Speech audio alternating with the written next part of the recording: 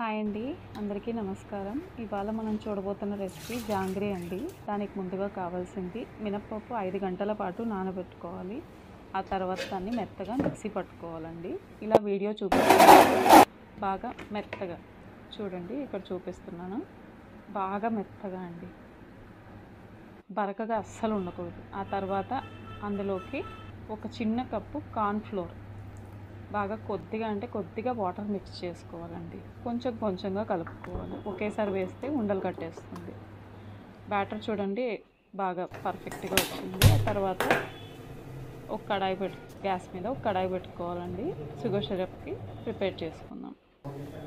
దానికి కావాల్సింది నేను 400 గ్రాముల షుగర్ తీసుకున్నానండి. ఒక గ్లాసు వాటర్, 2 కప్పులు షుగర్, ఒక గ్లాసు వాటర్. ఆ తర్వాత అదే మిశ్రమంలోకి మనం ఫుడ్ కలర్ యాడ్ చేస్తున్నామండి. బాగా కొద్దిగా అంటే కొద్దిగానే యాడ్ చేస్తాను. ఇలా బీటర్ తోటి మళ్ళీ మిక్స్ చేసుకున్నానండి. 5 వస్తే ఆపేసి మనకు పాల ప్యాకెట్స్ ఉంటాయి కదండి, అందులోకి నేను ట్రాన్స్ఫర్ చేసుకున్నాను. ఆ తర్వాత ఇంకొక వైపు గ్యాస్ మీద ఇంకొక కడాయి పెట్టుకొని ఆయిల్ వేడి చేసుకోవాలి. ఆ లోపు ఇక్కడ పాకం కరెక్ట్గా ఉందో లేదో చెక్ చేసుకోవాలి, లేదంటే గట్టి పడిపోతుంది పాకం. ఇలా తీగ పాకం కంటే కొంచెం గట్టిగా తీగ పాకం వస్తే సరిపోతుందండి. ఆ తర్వాత మనం పాల ప్యాకెట్లోకి వేసుకున్నాం కదండి బ్యాటర్ని, అది బాగా వస్తుందో లేదో చూసుకోవాలి.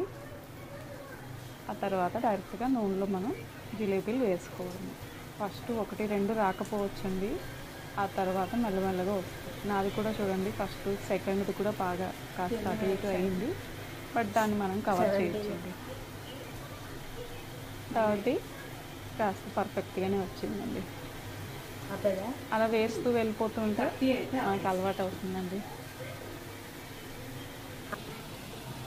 ఇలా అయ్యాక కాస్త ఒక 2-3 నిమిషాలు సన్న మంట మీద వేయించుకోవాలి. మరి ఎక్కువగా వేయించుకున్నా కానీ గట్టిగా అయిపోతాయి, పాకం అస్సలు పట్టవండి. ఆ తర్వాత పాకంలో వేసుకున్నామండి. పాకంలో వేసుకొని 5-10 నిమిషాలు ఉంచుకున్నా చాలండి. ఆ గరిటతో ఇలా నొక్కి పెడితే కాస్త లోపల ఉంటాయి, బాగా పాకం పీల్చుకుంటాయి. చూడండి ఎంతో రుచిగా ఉండే, బయట మనం తెచ్చుకోవడం కంటే ఇంట్లోనే 10 నిమిషాల్లో ఎంతో రుచిగా ఉండే జాంగ్రీ తయారు చేసుకోవచ్చు.